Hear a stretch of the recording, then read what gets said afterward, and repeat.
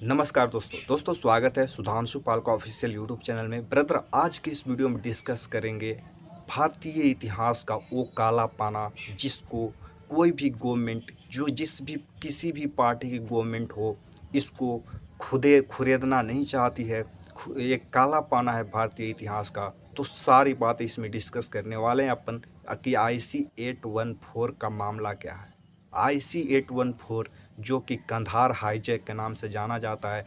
Netflix पे एक web series भी आई है IC-814, जो कि काफ़ी ज़्यादा इंडिया में बॉयकॉट किया जा रहा है। काफ़ी ज़्यादा इसको इसको इतना इतना बॉयकॉट किया जा रहा है कि इंडिया से नेटफ्लिक्स को अनइंस्टॉल करने की मुहिम चल रही है। दोस्तों सारी बातें बताने वाले इस वीडियो में। अगर आप मेरे चैनल पर नए हो तो चैनल को सब्सक्राइब और वीडियो को एक लाइक ज़रूर कर दें। दोस्तों बात शुरू होती है नेपाल से इंडिया न्यू दिल्ली आने वाली फ़्लाइट जिसका नाम है IC-814। उस टाइम IC-814 नाम की एक फ़्लाइट चलती थी जो नेपाल से न्यू दिल्ली इंडिया आती थी। ठीक है, तो पाकिस्तानी आतंकियों ने इसे हाईजैक कर लिया। हाईजैक क्यों किया, अब मैं बताता हूँ कि पाकिस्तानी आतंकी IC-814 को हाईजैक क्यों किया था। दोस्तों 1999 की ये बात है। 1998 में एक वाक़या हुआ था, कारगिल की लड़ाई हुई थी जिसमें पाकिस्तानियों को हार मिली थी। उसी हार का बदला लेने के लिए IC-814 को पाकिस्तानी आतंकियों ने हाईजैक किया था। हालांकि पाकिस्तानी गवर्नमेंट जो कि उस टाइम नवाज़ शरीफ थे, पाकिस्तानी गवर्नमेंट एक संधि हुई थी कारगिल युद्ध में कि हम अब भाई भाई हैं, हम आपसे अब युद्ध नहीं करेंगे, हम आप पे चढ़ाई नहीं करेंगे। लेकिन इसलिए पाकिस्तानी गवर्नमेंट जो थी वो बोल रही थी कि हम मेरा एक किया कराया नहीं है, मेरे देश के आतंकियों ने एक किया कराया है। हालांकि नवाज़ शरीफ को ये नहीं जानते थे कि IC-814 जो कि सेना की एक बहुत बड़ी स्ट्रैटेजी थी। जब जो कि सेना परवेज़ मुशर्रफ ने नवाज़ शरीफ को धोखा में रखा था कि नहीं ये सेना का काम नहीं है। फिर बाद में पता चला कि ये सेना का ही काम था। तो परवेज़ मुशर्रफ तख्ता पलट कर देते हैं और नवाज़ शरीफ को हटा भी देते हैं पाकिस्तान से, ताकि ये स्ट्रेटजी में कामयाब हो जाए। अब इस बात पे आते हैं कि IC-814 अब हाईजैक हो चुकी है। ठीक है, अब IC-814 हाईजैक हो चुकी है, परवेज़ मुशर्रफ तख्ता पलट कर चुके हैं। तो यहाँ से बात शुरू होती है। देखो, यहाँ नेपाल से आतंकियों ने IC-814 को हाईजैक करके बोलते हैं कि चलो अब पाकिस्तान लाहौर चलो। लेकिन उस टाइम जो छोटे डिस्टेंस के जो जहाज़ थे उसमें उतनी फ्यूल होती थी कि 4 घंटे ही वो उड़ सकती थी। तो न्यू दिल्ली से नेपाल तो चली गई थी। नेपाल से न्यू दिल्ली आने तक फ्यूल थी उसमें, और कुछ ज़्यादा भी फ्यूल थे, मतलब लाहौर नहीं जा सकती थी। तो उसके पायलट ने बोला कि भाई फ्यूल डलवा लो, फ्यूल नहीं डलाएगी तो ये क्रैश हो जाएगी, आसमान में ही क्रैश हो जाएगी ये जहाज़। तो चलो ठीक है, आतंकियों ने कहा कि चलो इसको अमृतसर में फ्यूल डलाते हैं। अमृतसर ले जा कर के रोकते हैं। हालांकि वहाँ पे डर भी था कि चढ़ाई हो जाएगी, रेस्क्यू कर देगी इंडियन गवर्नमेंट, इसलिए जहाज़ को चालू ही रखते। फ्यूल भी कम है, जहाज़ भी चालू है, चलो ठीक है। इंडियन गवर्नमेंट से फ्यूल मांगा जाता है, इंडियन गवर्नमेंट फ्यूल डालती नहीं है।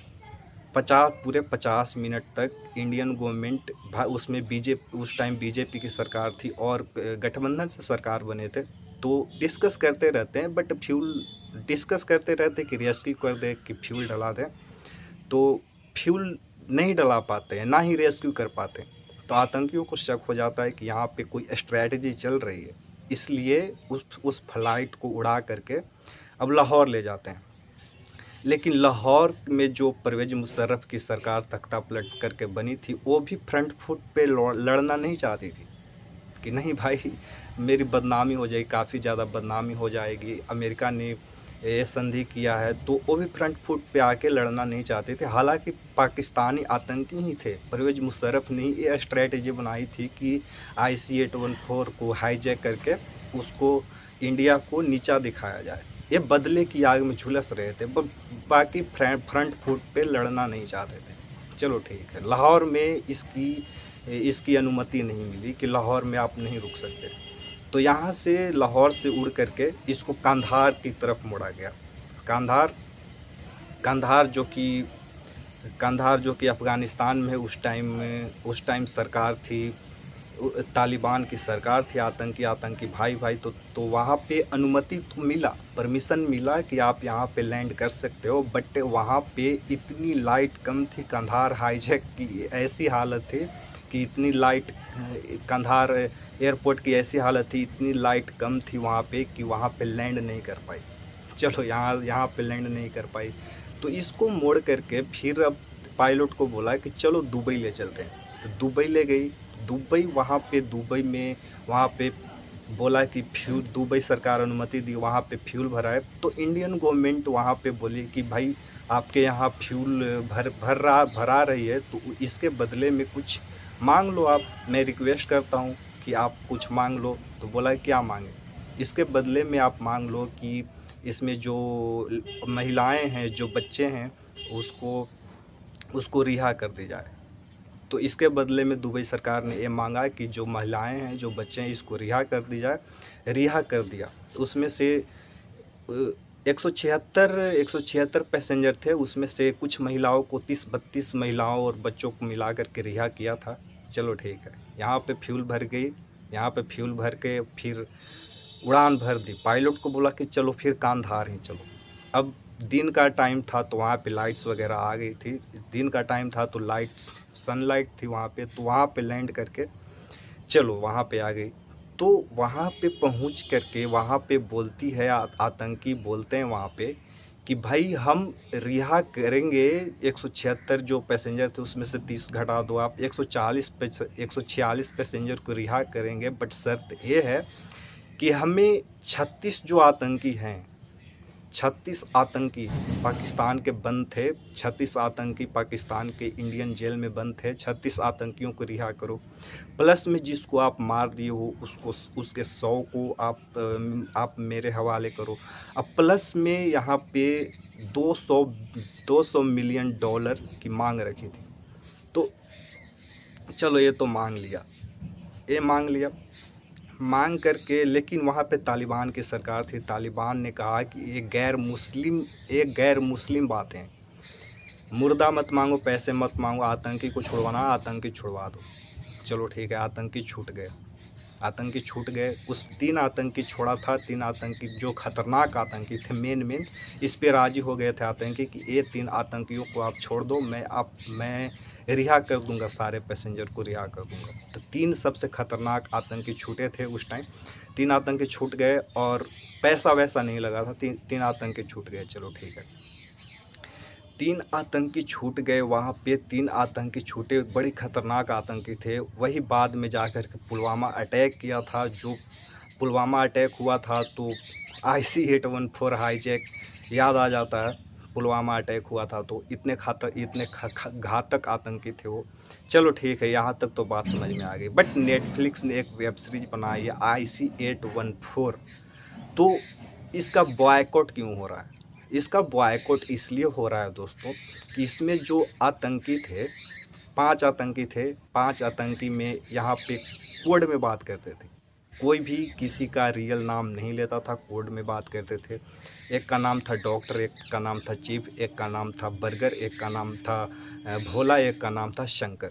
चलो ये तीनों तो सही है, डॉक्टर, चीफ, बर्गर। बट भोला और शंकर ये तो हिंदू नाम है दोस्तों, हिंदू नाम। बट वो हिंदू थे नहीं, वो थे मुस्लिम।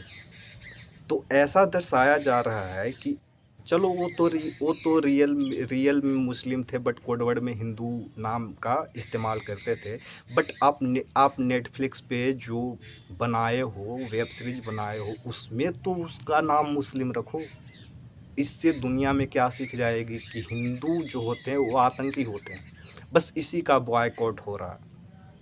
तो भारतीय सरकार ने नेटफ्लिक्स का जो कंटेंट हेड हैं उसको बुला करके ये बात बोली कि ये बात गलत है कि नहीं है। तो बोला कि हाँ ये बात गलत है। तो यहाँ पे नेटफ्लिक्स में एक चेंज किया है कि जो भोला और शंकर जो नाम है वहाँ पे फर्स्ट में ही इंट्रो में ही डाल दिया है कि यहाँ पे ये इनका आतंकियों का कोडवर्ड नाम है भोला और शंकर, बाकी सब आतंकी मुस्लिम है। ये इंट्रो में डाला गया है दोस्तों, इंट्रो में ये बात डाल दी गई है। चलो इंडिया ने तो डाल दी, इंडिया के नेटफ्लिक्स के IC814 में के इंट्रो में तो डाल दी, बट अमेरिका में जो नेटफ्लिक्स का ये जो IC814 है उसके इंट्रो में ये बात डाली ही नहीं कि आतंकी सारे आतंकी जो थे मुस्लिम थे, कोई हिंदू नहीं था।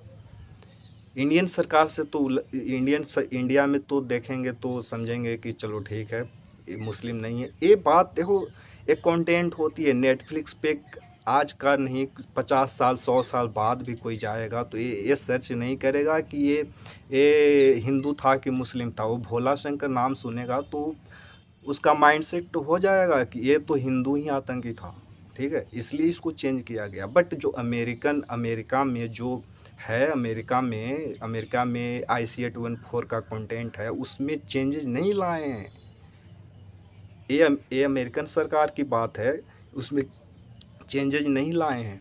हालांकि चेंज लाना चाहिए, सारी जगहों पे चेंज लाना चाहिए, क्योंकि भाई वो मुस्लिम थे, हिंदू थे ही नहीं। तो भोला शंकर आप नाम कैसे रख सकते हो? वो कोडवर्ड था उनका। बट आप नेटफ्लिक्स पे जो बनाए हो IC814 उसमें तो आप कर दो, चेंजेज कर दो, सारी जगहों पे चेंजेज कर दो। बस इंडिया में चेंज कर दिए तो हो गए। कोई अमेरिकन वेब सीरीज़ देख लिया तो फिर अमेरिका में भी तो इंडिया के रह रहे हैं अमेरिकन बच्चे, इंडियन बच्चे अमेरिका में रह रहे, जवान होंगे 50 साल बाद देखेंगे। आज की थोड़ी है ये तो। कंटेंट सारे दिन पूरी जब तक धरती रहेगी तब तक रहेगी, डिलीट करोगे ही ना आप। तो इससे वर्ल्ड में जो इंडिया का इम्पैक्ट बनेगा वो बहुत बुरा बनेगा कि इंडिया, हिंदू सिर्फ इंडिया में ही है, इंडिया में, नेपाल में, और कहीं पे हिंदू नहीं है। मूल तो इंडिया में ही है। तो इंडिया का इम्पैक्ट बनेगा कि इंडियन आतंकी होते हैं, ठीक है। तो चेंजेज होना चाहिए भाई, सब जगहों पे चेंज होना चाहिए। बस यही मामला है कि नेटफ्लिक्स की इतनी बुराई हो रही है, नेटफ्लिक्स का इतना बॉयकॉट हो रहा है। आपको क्या लगता है कि ये चेंजेज होना चाहिए कि नहीं होना चाहिए? इंट्रो में अरे यार नाम ही रखना चाहिए था, कोई का आसिफ नाम रखना चाहिए था, अशरफ नाम रखना चाहिए था, ऐसा नाम रखना चाहिए था। भोला शंकर हो तो कोडवर्ड है, आप तो जान रहे हो।